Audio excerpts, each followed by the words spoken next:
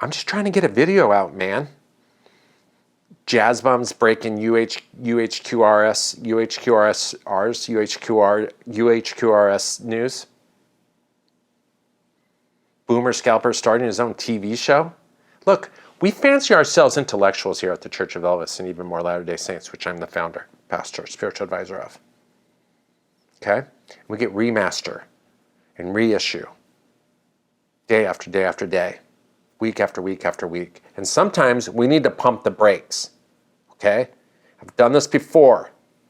It's called slow down. Now, we're not going to focus on just one record. We're going to focus on a lot, a time. But I was delaying the gratification of doing this video for some time.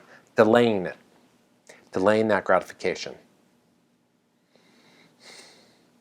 And I aligned it with the release, not the announcement, but the release of Wayne Shorter's Adam's Apple Blue Note Classic Vinyl Series. Now, I don't need to tell you how this sounds. It sounds good enough that I sold my Music Matters 45 RPM, used that cash money for stuff around here. That's how good it is. Kevin Gray, coherent audio, from the master tape.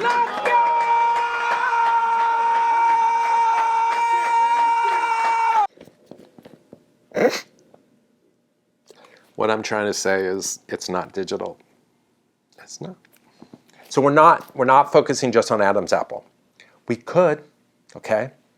I've said it before and I'll say it again. I'll do videos where we have to slow down because so much good stuff is coming out. And occasionally things are head and shoulders better than others, even on the same label. This is one of them. But we're dealing with Wayne Shorter, okay? From 1964 to 1967, he had one of the greatest runs in American jazz history, if not the greatest, probably the greatest. One of the greatest runs in American music history. There's no debate. We're not arguing. If you want to argue, argue with your life coach. He just is. Think about these titles. I'll try to get some of them in order. Night Dreamer? Juju?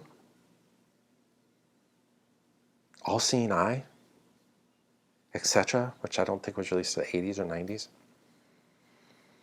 Adam's Apple, Speak No Evil, Schizophrenia, I'm probably missing a few. Etc. is important for what I want to talk about later. That's an unbelievable run. His connection with Herbie Hancock was cosmic. No one wrote better for Herbie Hancock than Wayne Shorter. The only other person that wrote better for Herbie Hancock was Herbie Hancock.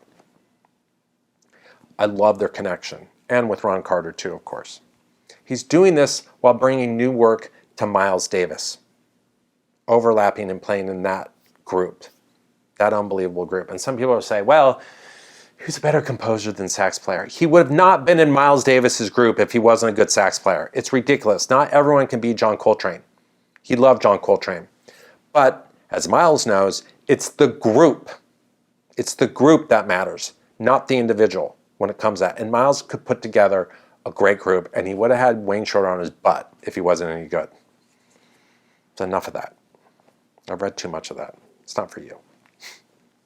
My favorite thing, though, is that people like Gil Evans or Andrew Hill, Bill Evans, and many others took sophisticated European contemporary music and folded it into their own. They were big fans of it and folded it into their own art and did it brilliantly.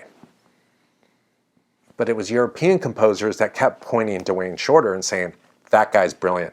His compositions are amazing. What he can arrange and do and compose for such a small group is groundbreaking, completely progressive. And I love that.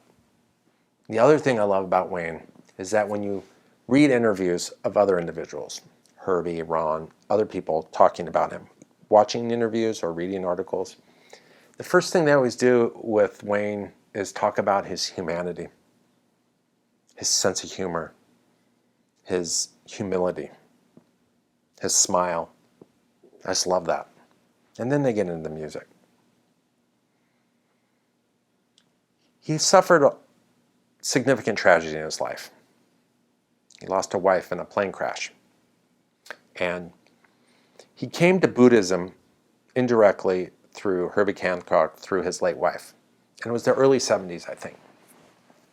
But what I find so fascinating about that transition to becoming a Buddhist is because in that run of music that I talk about,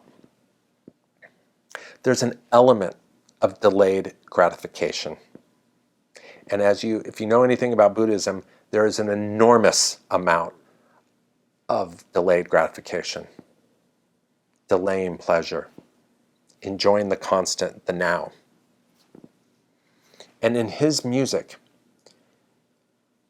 parts where people call it more melancholy, I don't call it melancholy. There's a simmer in his music. Wayne Shorter is able to hold your attention in a tight band. When most people want you to break out, he's able to make you ride that band. And one song in particular, Footprints, both on this version, on Adam's Apple, and even when the speed is changed on Miles Smiles. He's still able, even with an increased speed and sophisticated timing, he's still able with Footprints to keep you in that pocket, keep you in the now, in the moment. One record that obviously was delayed was Etc. This whole album, one of my favorite nighttime records, is a slow burn until Indian Song.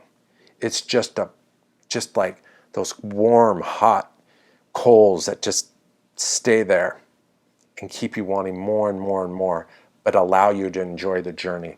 That's what this is. It's incredible. I feel like they didn't release this because it was so unusual in the way it worked. Now, he did have grand themes in his records, in his albums. But transitioning to Buddhism, not that it was a natural process or it wasn't hard, I don't know any of that.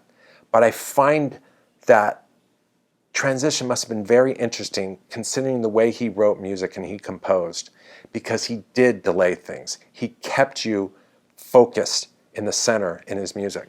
It's one of my favorite things that I've always loved about Wayne Shorter. Because in jazz, there's so many times where the faster, louder, the more outrageous, the more out of the pocket. And Wayne Shorter could do it all. He could do Latin, he can do avant-garde, he could do it all. But sometimes when he's dealing with the theme, he really composes around those themes like no one other. So I just wanted to take a moment around the release of Adam's Apple to say how highly I think of that man, both as a person and as a musician. Have a good day.